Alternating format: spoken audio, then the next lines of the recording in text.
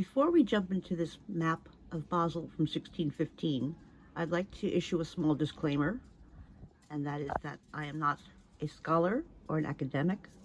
Indeed, I do not even have a degree of any type. However, in my defense, I do have a keen interest in art and history, and if you will indulge me, I will share my observations of this map of Basel in 1615. So, first of all, let's go over the different areas of the map. First, we've got our title bar, then what I'm calling escutcheon 1, escutcheon 2, the cast of characters, our scale, and our compass. Further, looking more at the street plan itself, we have Gross Basel, we have the Rhine bisecting, and then we have Klein Basel. So let's move into these areas one by one. First, the title, we have the new and genuine description, including urban Basel, per Mattheus Merian. Fideliter depicta et sculpta anno Domini, oh hello Fred, MDCXV. So including urban Basel per Mattheus Merian, faithfully depicting and sculpting, I think engraved rather, Year of Our Lord, MDCXV, so 1000 plus 500 plus 100 plus 10 plus 5 gives us 1615. Now, reading through that, it popped into my mind, who is this Merian fellow? The name is very familiar. You'll find it all over the place here. But there is quite an old family, quite a patrician family, going back to the 13th century at least. It's a whole nother interesting topic in and of itself. The Basel branch of the Merians, the Frankfurt branch of the Merians, the elder line, the younger line, etc. But this Merian, I thought to myself, why was he doing this map? Was it requested? Was it a civic matter, perhaps for taxation purposes? Or was he an engraver or a publisher? Because that was quite often common at the time, that publishing houses would produce their own materials for publishing. Not only the engraving itself, but the writing or cartography or art. And indeed, when I looked this up, sure enough, this Mattheus Merian was an engraver, family was publishers, so I still don't know if he did this speculatively in order to make money, or if it was a request from the city, because he was also an alderman, he was a council member, so that's a whole other topic to jump into. Moving on to escutcheon 1, we see it's festooned with cherubs and fruit and bounteousness, very much of its era. I am going to take a stab at some of this translation, probably far off, but to me it says I believe it's addressing the people of Basel, the magnificent, generous, prudent, perhaps prescient, and integrim, I believe it's like integrity, so it's honest, consuls, tribunes, senators, and civic or civilians, including Basel's republican dominis, lords, patricians, something at amici, reverenti, reverent friends, subjectionis, gratitudinous, grateful subjects, and I don't know, affectus, I don't know. Monumentum hoc merito, so monument with merit. Mattheus Merian, Basel, year, and again we get 1615. Moving on to the next escutcheon, we see the sign for Basel. Now, please keep in mind, at this point, we don't have Baselstadt and Basel-Land. We just have Basel. The year 1615, means we are 114 years after Basel had joined the Helvetian Confederacy. So that would have been in 1501. So they'd gone through the Swabian War. They've done a lot of defending of themselves. They're still on a military basis because they just don't know when or who will attack them next in order to try to grab their success. So this is why I believe we only have the one crook, and it is facing what I would know as the Baselland direction rather than left facing, which would be Baselstadt. Yeah. Moving down to the cast of characters. Let me see if I can get a close up here. There we go.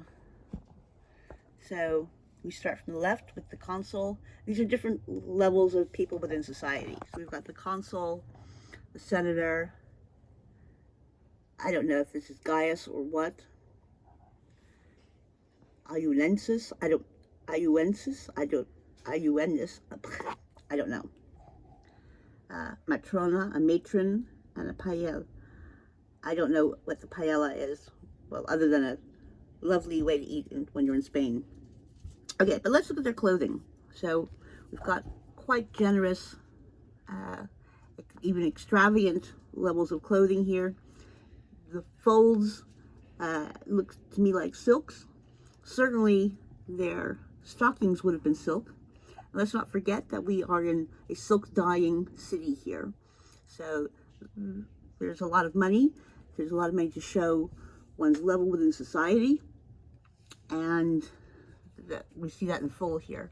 So these bottom halves for the gentlemen are very extravagant, using a lot more material than necessary. These blouson shorts are gathered and tied at the waist and show the delicacy of the calf. And again, we also see these tiny little leather shoes, delicate little leather shoes, not yet moved to the Rococo, so not yet having a heel. That'll come in the next century. Nonetheless, a clear division between the city and the city and the land, and certainly between the classes of people, whether you would wear little leather slippers or the more common wooden clogs. And that was the case for many hundreds of years. Even when my father was a young man in Germany, he still wore wooden clogs every day, and that was in the 50s. So, moving on, we see the elaborate ruffs and still wearing a sword at their hip. This young man, this young rake, look at him, he's got a brimmed hat. He's got his cloak flung cavalierly over one shoulder. And then we move to the women. I particularly love, number one, this jacket, from which we see the beginnings of what will become the suit jacket. And look at this apron in front of her, exquisitely embellished with either embroidery or lace. So really showing the quality. Then moving on, we have a scale. Now, I am assuming that the increments, the units, are feet, but I don't know. But that said, many of the elements of this map are still extant, and based on my experience of many of these buildings and areas, I feel like the 20, 40, 60, 80, etc., these are in feet. It does bring to mind, though, the question of the accuracy. The accuracy of this map is incredible. How was it done? Was it taken from tax records? Was there a fleet of youngsters running around with tape measures or rolling measures? I don't know. Another question in my mind. But further, let's talk about the perspective. This map is not done from a bird's eye view. it is not done top down. So it's not a 90-degree angle. It's more of a 45-degree angle. Again, was this calculated, or was he standing on a hilltop somewhere with a telescope, or a seeing eyeglass, a spyglass, something of this nature? Again, I don't know. But the accuracy is incredible. I feel like anywhere there's enough accuracy that I can confirm that it makes me believe the accuracy of many other elements. So, for example, if we see the number of windows in a building or vents in a rooftop, I tend to believe that they are accurate.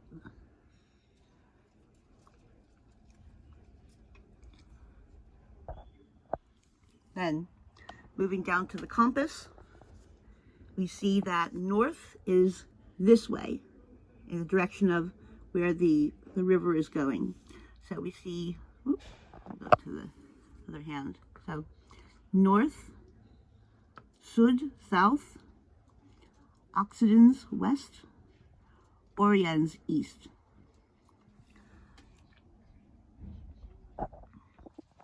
Now, let's move on to the details of Gross Basel.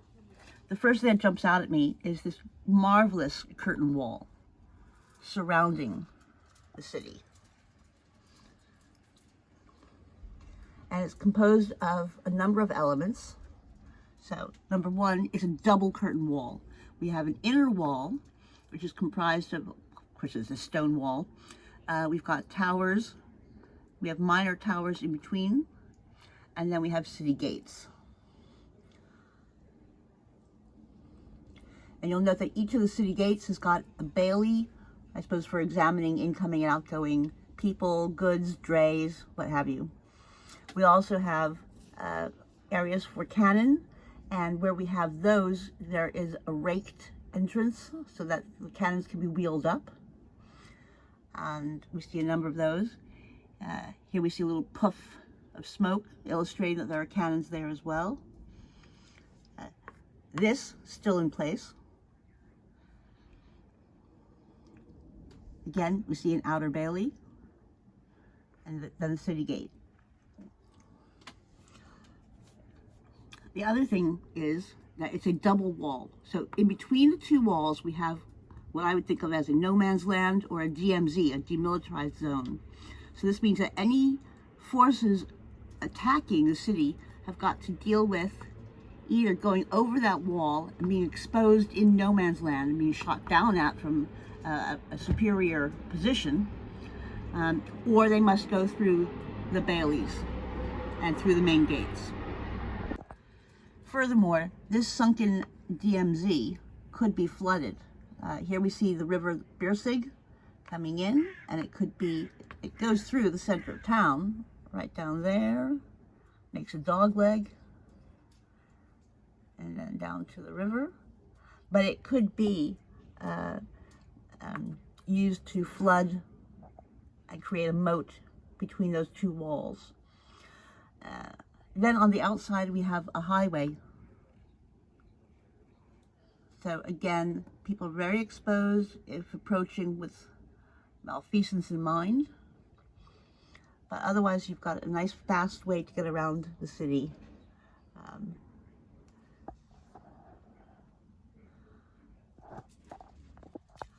So many of these elements are still extant today. The street plan is generally the same. The gardens, generally the same. The building footprints, generally the same.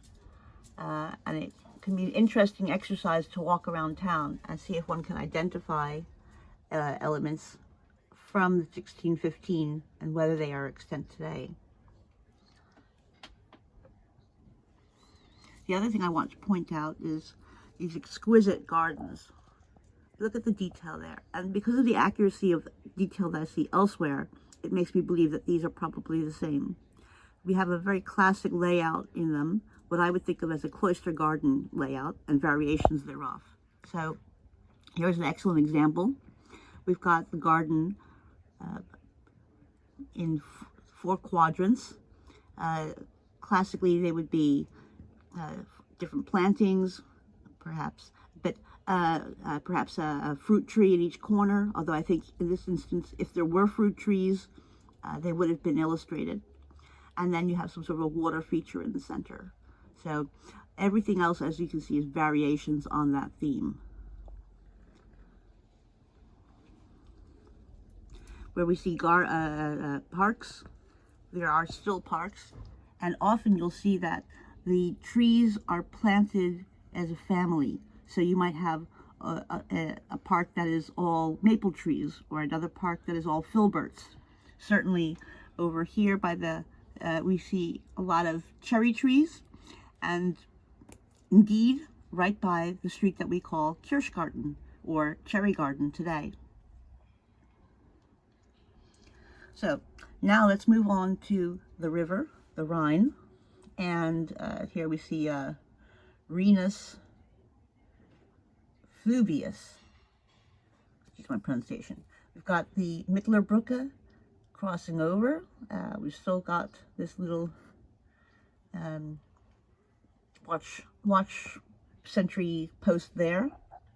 We can see that there is some sort of navy. You see little puffs of smoke indicating that there are cannons on the boats. There's a little raft.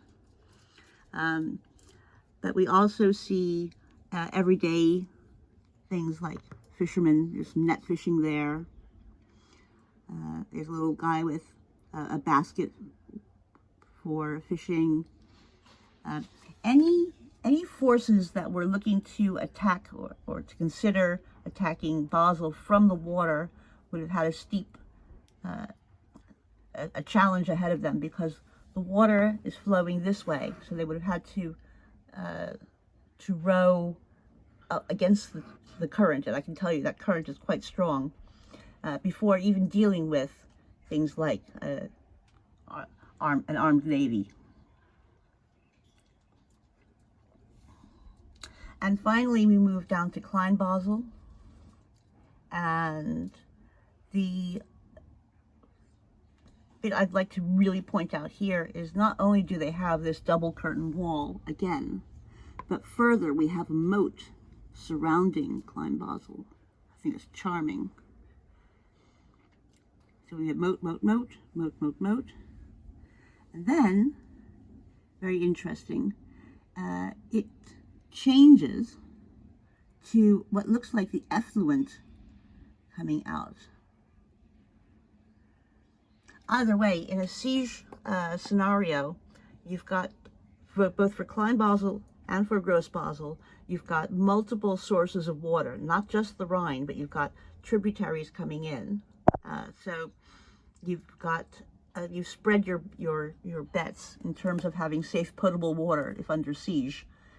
So even if one has been poisoned with, you know, some dead carcasses or what have you, you'll have other sources of water. So overall, I think that you see a tidy, prosperous little town.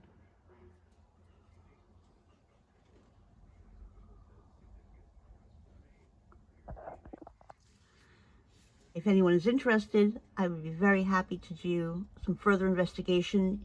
What was there? What is there now? Can we do a walking tour? We've got some numbered areas. You know, what were those? Are they also still extant?